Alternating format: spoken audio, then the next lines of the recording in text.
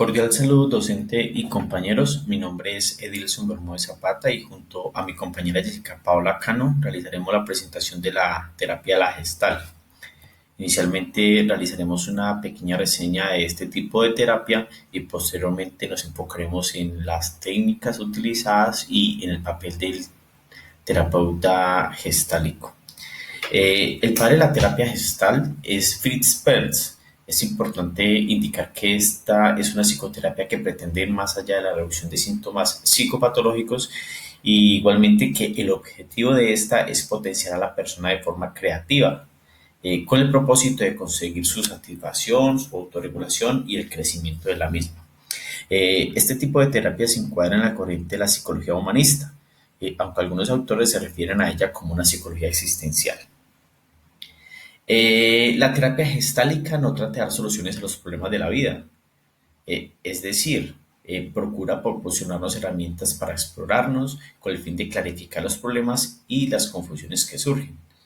Asimismo, este tipo de terapia ayuda a descubrir las propias respuestas en la persona a muchas dudas y conductas quizás negativas que esté experimentando en el momento de la terapia. Es importante centrarnos en tres conceptos básicos dentro de la terapia de la gestal. El primero es darse cuenta del aquí y el ahora. El segundo es el ciclo gestálico de la satisfacción de las necesidades.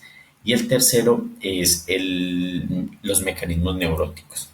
Realizaremos una explicación breve de cada uno de ellos. El darse cuenta del aquí y el ahora. Esta es la capacidad que tenemos para percibir lo que está ocurriendo entre nosotros mismos y del mundo que nos rodea, estando presente a lo que ocurre en el aquí y el ahora, sin interpretar ni juzgar la experiencia actual. Para ayudar a un paciente en su proceso del darse cuenta es importante hacer hincapié en sus sentidos y en sus sensaciones corporales. Igualmente, si queremos ayudar a nuestro paciente en este tipo de proceso, es importante guiarlo a través de tres preguntas básicas. ¿Qué está sintiendo? ¿Dónde lo está sintiendo? ¿Y cómo lo está sintiendo? Es muy importante aclarar que en este tipo de terapia se evitan los por qué, ya que estos pueden llevar a intelectualizar y no es el objetivo del darse cuenta. Igualmente, el ciclo gestálico de satisfacción de las necesidades pretende reproducir cómo los sujetos establecen contacto con su entorno y consigo mismos. Conocer este ciclo nos ayudará a identificar en qué etapa se encuentra nuestro paciente en el momento actual del respectivo proceso. Este ciclo tiene varias etapas. Una de ellas es la sensación, que son las impresiones vagas e imprecisas como una cierta inquietud sin una forma definida.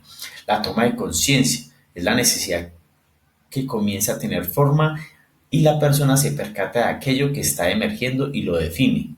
La energetización se moviliza la energía necesaria en el cuerpo que le va a llevar hacia la acción. La acción pone en marcha las conductas necesarias para satisfacer su necesidad. El contacto. Su cuerpo entra en contacto con la persona o el objeto que satisfará su necesidad. Retirada, la necesidad queda satisfecha. El organismo queda en reposo hasta el surgimiento de una nueva necesidad. Y por último, los mecanismos neuróticos. No es sencillo percibir claramente y cómo son nuestras necesidades y emociones. Muchas veces tratamos de ignorarlas y reprimirlas negándolas, viviendo en un estado de insatisfacción continua. Los cuatro mecanismos neuróticos básicos dentro de esta terapia son los siguientes: la introyección, proyección, confluencia y retroflexión. La introyección es incorporar dentro de uno mismo patrones y modos de actuar y de pensar que no son verdaderamente propios, sino que vienen de algo externo. La proyección es atribuirle a otra persona y al entorno aquello que realmente está en uno mismo, pero que acepto como propio. La confluencia son las dificultades para diferenciar o establecer límites sanos entre uno mismo y el ambiente o los demás. Y la retroflexión significa volverse hacia uno mismo, dañándose a uno mismo para evitar expresar hacia el entorno. A menudo se muestra de forma de somatizaciones o compulsiones. Bueno, Pasando a otro punto, también es importante establecer cuál es el papel del terapeuta gestálico, cuál es la importancia de este. Entonces, la actitud del terapeuta es uno de los aspectos más importantes dentro de la terapia la gestal, ya que este modelo no solo pretende que el terapeuta sea una figura neutral y distante, sino que por el contrario, el terapeuta se implica de forma cercana y pone en marcha sus herramientas personales y profesionales en pos de los objetivos del paciente. Algunas de las características más relevantes de un terapeuta gestálico son las siguientes.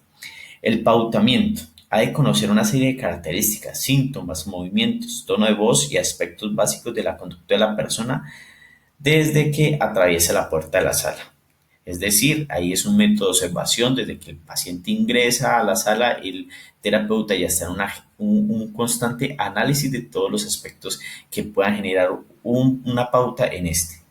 La humanidad es el interés y cuidado por su paciente en un plano personal y afectivo. Eso también incluye el saber confrontar al paciente cuando lo necesita. La autenticidad. Al final, terapeuta y paciente son un ser humano frente a otro ser humano. El terapeuta también tiene sus propias necesidades y experiencias. No es necesario que las niegue ni que adopte una posición de omnipotencia. El trabajo personal es un requisito de vital importancia que el terapeuta haya trabajado consigo mismo terapéuticamente. El compromiso. El terapeuta está comprometido con el paciente, con su profesión y con su desarrollo personal. La creatividad. Tiene la libertad de usar su propia creatividad en las en las secciones de terapia usando su formación y su conocimiento. De igual forma, es importante que el terapeuta gestálico tenga en cuenta las siguientes recomendaciones para no inferir con su propia experiencia a la experiencia del paciente. Algunas de las maneras más comunes de interferir con la experiencia de los pacientes son juzgando. Hay muchas formas de juzgar, implícitas y explícitas. Lo que hace, dice o siente su paciente nunca estará ni bien ni mal, simplemente es su experiencia. Ayudando de forma inadecuada. Correr rápidamente en su ayuda cuando se siente mal o incómodo, corriendo o a consolarle, no le permite vivenciar su experiencia plenamente. Señalando deberes y obligaciones. Evitar crearle deberes y obligaciones a tus pacientes. No añadirle más de lo que ya tiene. Dando explicaciones cuando no corresponde. El interpretar y explicar conductas a través de la comprensión racional es un sistema bastante aceptado de comprender la experiencia, pero muchas veces es incompleto. Estas son algunas de las características y de los aspectos que debe tener en cuenta un terapeuta gestálico.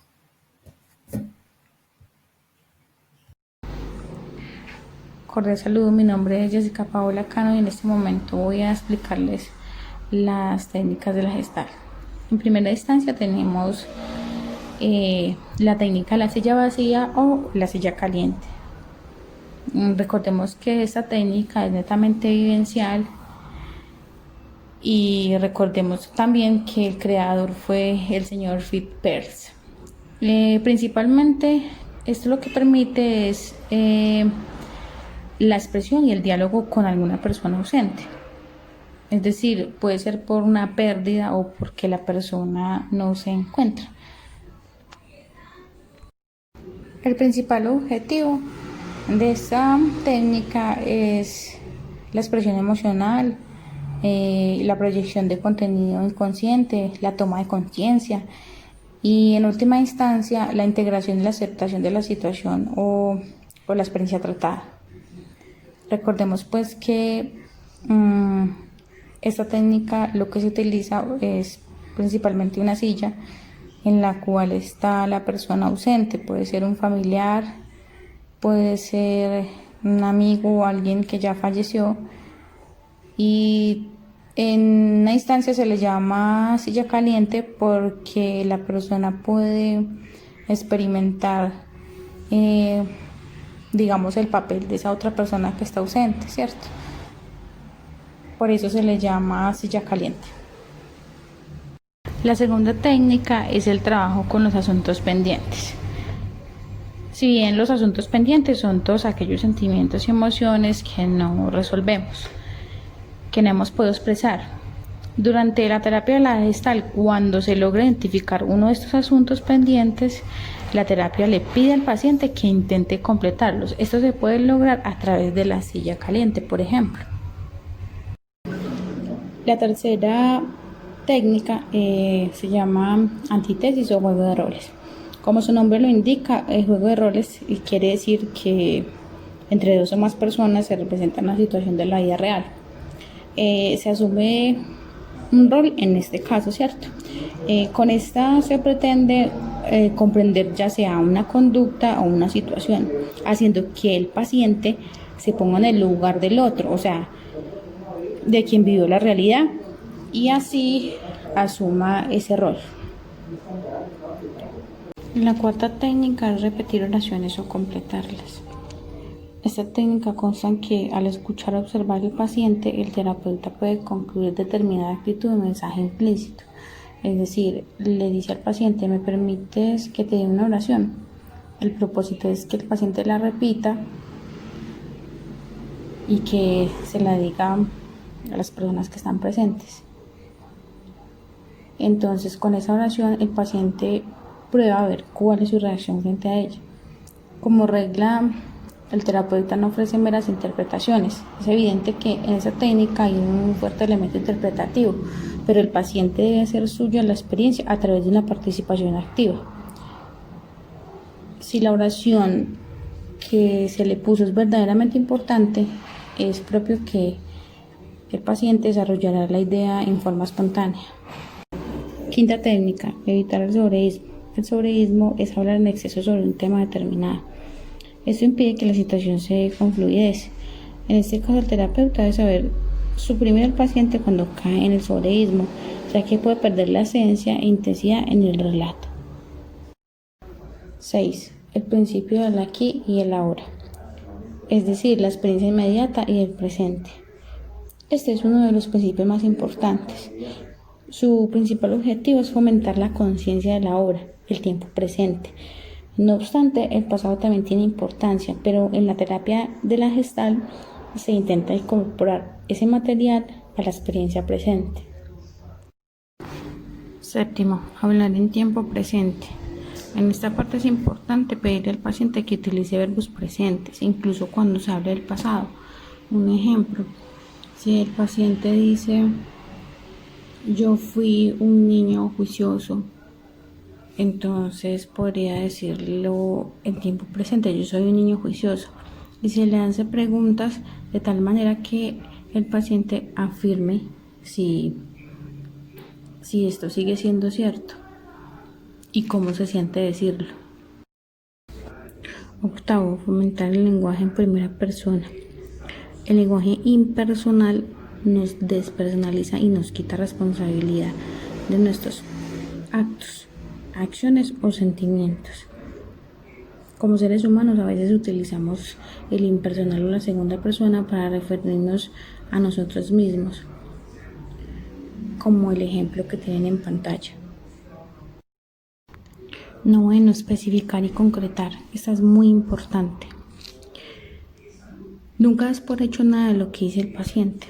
Cuando utilice términos abstractos, profundiza hasta llegar a la definición más concreta y clara posible. Por ejemplo, si te dice que siente malestar o incomodidad, pregúntale: ¿qué es el malestar para ti? ¿Cómo es esa incomodidad? Aleja a tu paciente de generalidades como bien o mal.